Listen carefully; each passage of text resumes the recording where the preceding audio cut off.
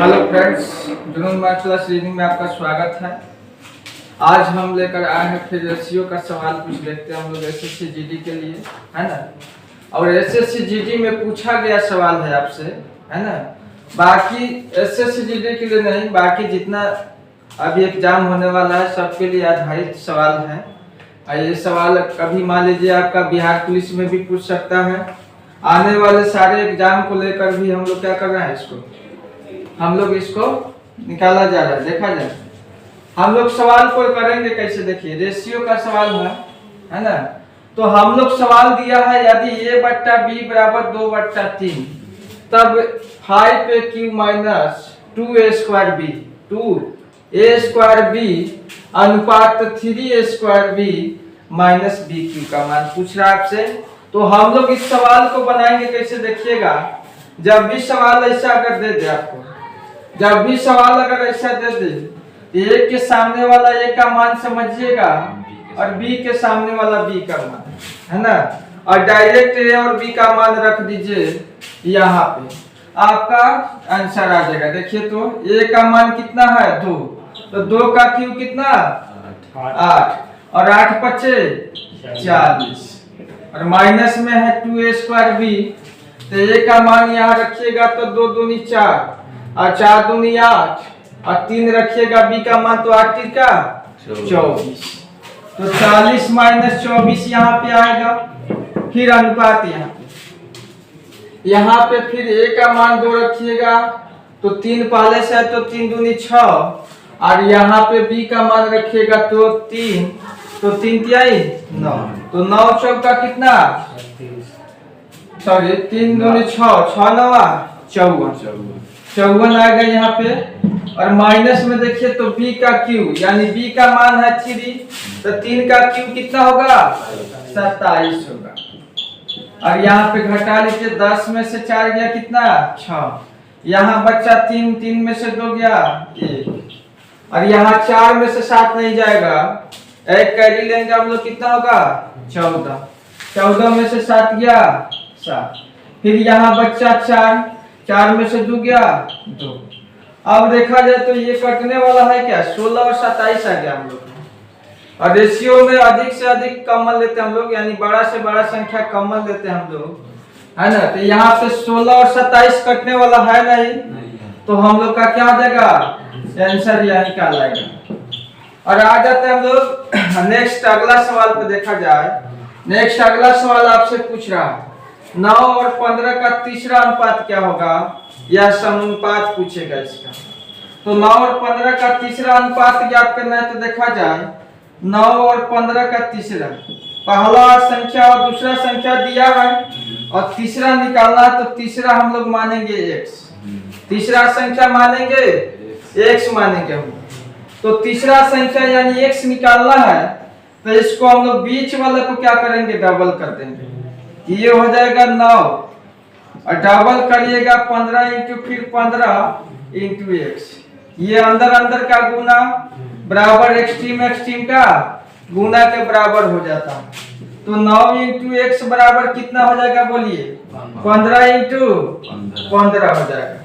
फिर यहाँ हम लोग काटेंगे 3 से, 3 तिहाई 9 और 5 तिहाई 15, फिर 3 से काटिएगा तो 3 पचे 15, तो x का मान कितना आ गया, बोलिए 25 आंसर आ जाएगा आपका, है ना।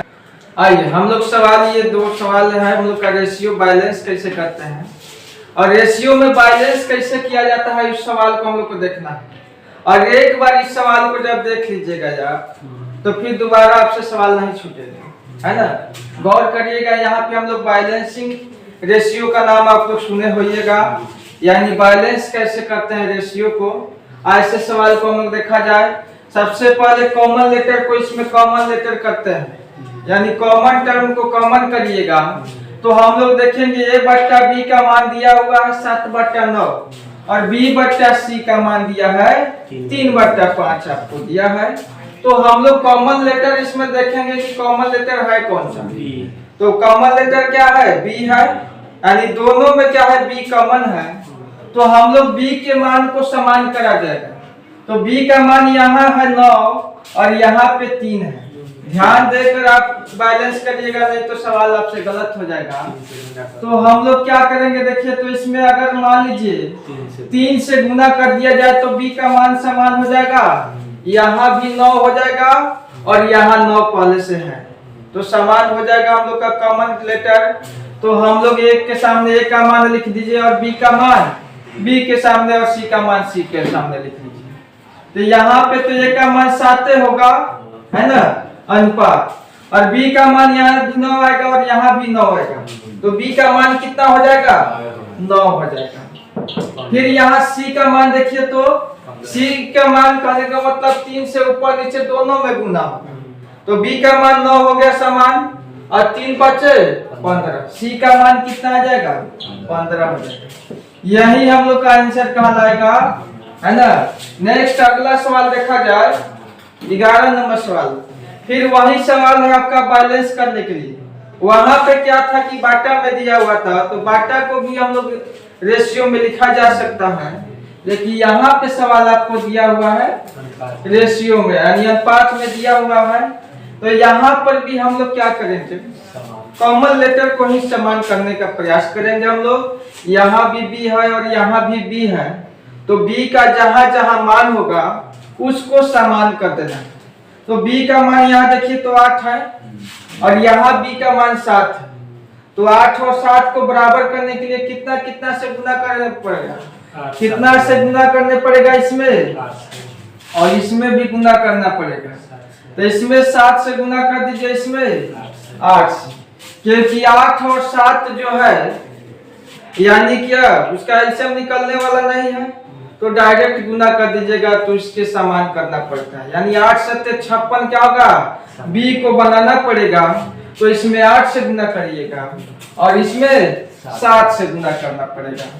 तो हम लोग a और b का मान मालूम चल जाएगा। तो हम लोग से पूछ रहा है सवाल में a अनुपात b अनुपात c का मान क्या होगा। देखिए तो 7 सत्ते 49, a का मान कितना हो गया 49 और 7 8 56, यहाँ b का मान 56। फिर यहाँ b का मान सामान्य होगा क्योंकि हम लोग कॉमन लेटर को समान कर रहे हैं, और 9 8 बोलिए तो 72, c का मान हो जाएगा। अब दोनों में कॉमन है क्या, तीनों में समान कॉमन होना चाहिए, तभी हम लोग सॉर्ट कर सकते हैं रेशियो को, है ना। तो कॉमन तो है नहीं, तो क्या हो जाएगा हम लोग के लिए आंसर ABC का मान यही आ जाएगा हम लोग के लिए। हाँ ये आइए सवाल नंबर हम लोग देखते हैं 12, है ना। और 12 नंबर सवाल जो है आपका एकदम बेहतरीन सवाल है। तो इस सवाल को सबसे पहले बनाने के लिए आप क्या कीजिएगा, इस सवाल को सबसे पहले बनाने के लिए आपको बैलेंस करना पड़ेगा, बैलेंसिंग रेशियो पहले करना पड़ेगा, उसके बाद हम लोग क्या कर सकते हैं, c का मान निकाला जा सकता है। तो यहाँ पे देखिए तो a अनुपात b और b अनुपात c का मान दिया हुआ है। तो बैलेंसिंग रेशियो ये कहता है कि कॉमन लेटर को समान करो, कॉमन लेटर को समान करो। तो कॉमन लेटर कौन सा है, यहाँ भी b है और यहाँ भी b है, तो b का जो मान दिया होगा उसको क्या करेंगे हम लोग, समान करेंगे। तो b का मान यहाँ 8 है और यहाँ 11 है, तो जरा सोचिए 8 और 11 को समान करने के लिए हम लोग कितना कितना से गुना करना पड़ेगा। तो 8 और 11 यदि आप लोग नहीं जानते हैं कॉमन करना, तो दोनों संख्या को एलसीएम निकाल लीजिए और जितना एलसीएम आएगा उतना बना देना है गुना करके। तो 8 और 11 का एलसीएम में 88 होगा, तो इसमें कितना से गुना करना पड़ेगा, इसमें गुना 8 से करना पड़ेगा और इसमें गुना आपका करना होगा 11 से। तो b समान हो जाएगा, तो ABC का मान आ जाएगा 11 25 55, a का मान और b का मान देखिए तो 11 8 88 और c का मान देख लीजिए, यहाँ पे 8 से 13 में गुना तो 13 8 104, 13 8 104। अब यहाँ से कॉमन होने वाला है क्या, तीनों में समान कॉमन होना चाहिए, तभी हम लोग रेशियो को कटा सकते हैं। यहाँ कॉमन होने वाला नहीं है, तो हम लोग देखा जाए दिया हुआ है कितना, a का मान 110, यानी हम लोग कह सकते हैं कि अनुपात 55 का मान दिया है 110, अनुपात 55 का मान दिया है 110, क्योंकि a का मान मालूम है तो अनुपात 55 बराबर हम लोग लिख सकते हैं 110। यहाँ से अनुपात 1 का मान निकाल सकते हैं हम लोग, तो 55 दूनी 110 यानी अनुपात 1 बराबर 2 आ जाएगा। अब जिसके बारे में आपसे पूछेगा उसका मान हम लोग निकाल सकते हैं। और 55 से यहाँ भाग देते हैं, ये चिंता मत कीजिए आप लोग। देखा जाए तो अब जिसके बारे में बोलेगा बी का मान बोलेगा, सी का बोलेगा, आप निकाल लीजिएगा आराम से, क्योंकि अनुपात 1 बराबर HCF कहलाता है।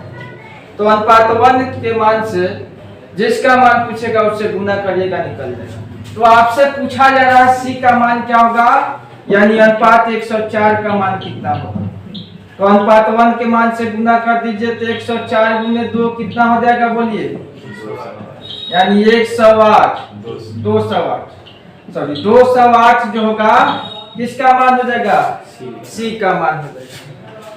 और आगे नेक्स्ट सवाल देखा जाए हम लोग, पी क्यू और आर का मान दिया हुआ है आपसे, पी क्यू और आर का मान दिया है, तो आपसे पूछा जा रहा है पी बट्टा क्यू अनुपात, क्यू बट्टा आर अनुपात, फिर आर बट्टा पी बराबर वाट, यानी इसका मान आपको ज्ञात करना है।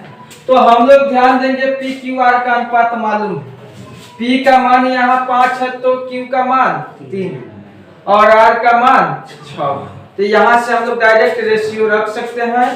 तो P का मान देखिए तो क्या है 5 है, तो 5 बट्टा Q का मान कितना 3, 5 बट्टा 3 लिख सकते हैं अनुपात। फिर यहाँ Q का मान कितना 3 और R का मान 6 लिख सकते हैं। फिर यहाँ पे हम लोग R का मान देखिए तो R का मान 6 और P का मान देख लीजिए कितना 5 है। अब इसको देखिए तो रेशियो क्या हो गया हम लोग का, भिन्न में आ गया। तो जब रेशियो भिन्न में आ जाएगा, तो भिन्न को हटाने का हम लोग प्रयास करेंगे। भिन्न को हटाने का प्रयास करिएगा, तो भिन्न जब भी हटाना होगा तो सबके नीचे वाला का हम लोग क्या करते हैं, एलसीएम लेते हैं। तो 3, 6 और 5 का एलसीएम कितना का 3, 6 और 5 का एलसीएम 30 का है ना। तो 30 हो गया, तो नीचे 3 से भागा दीजिएगा, एलसीएम में कई बार में कटेगा 10 बार में, तो फिर ऊपर में गुना करिएगा तो 10 5 50 अनुपात है, तो अनुपात कि 6 से भागा दीजिएगा, एलसीएम में कई बार में कटेगा 5 बार, तो ऊपर वाला में गुना करेगा तो 5 तिहाई 15। फिर अनुपात है आगे, तो अनुपात लिख लेंगे हम लोग। फिर 5 से भागा दीजिएगा, एलसीएम में कई बार में कटेगा 6 बार, तो फिर ऊपर वाला में गुना 6 6। अब जरा देखा जाए तो कटने वाला है क्या, जब कटने वाला नहीं होगा तो यही हम लोग का आंसर कहलाएगा। ठीक है, तो इसको लिखा जाए एक बार।